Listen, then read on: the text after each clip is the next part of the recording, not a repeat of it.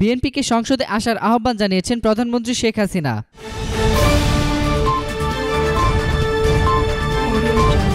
গণতন্ত্রের স্বার্থে বিএনপিকে সংসদে আসার আহ্বান জানিয়েছেন প্রধানমন্ত্রী ও আওয়ামী লীগ সভাপতি শেখ হাসিনা।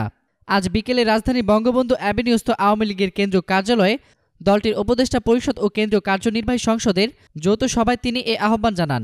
গত ৩০ ডিসেম্বর অনুষ্ঠিত একাদশ জাতীয় সংসদ নির্বাচনে বিএনপি ৬টি আসনে জয়ী হয়। তবে ভোটে কারচুপির অভিযোগ এনে বিএনপি নির্বাচন বর্জন করে। বিজয়ী সংসদ সদস্যরাও শপথ গ্রহণ থেকে বিরত থাকেন। প্রধানমন্ত্রী বলেন, জাতীয় ঐক্যফ্রন্ট থেকে ধানের শীষে একাদশ জাতীয় সংসদ নির্বাচনে যে কজন জনপ্রতিনিধি নির্বাচিত হয়েছেন, গণতন্ত্রের স্বার্থে তাদের সংসদে আসা উচিত। বিএনপি মনোনয়ন বাণিজ্য না করলে হয়তো আরও কয়েকটি আসন পেত তারা। তারপরও একটি দলের ভারপ্রাপ্ত প্রধান যখন খুন ও দুর্নীতির মামলায় বিদেশে পলাতক, তখন তাদের এমন ফল বিপর্যয় স্বাভাবিক ব্যাপার।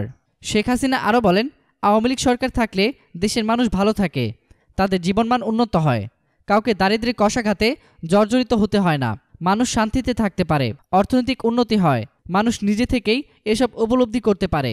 এ সময় নির্বাচনকালীন বিভিন্ন ঘটনা ও প্রাণহানির জন্য বিএনপিকে দায়ী করেন প্রধানমন্ত্রী শেখ হাসিনা। এতক্ষণ ফ্রিকি নিউজের সঙ্গে থাকার জন্য আপনাদের সবাইকে ধন্যবাদ।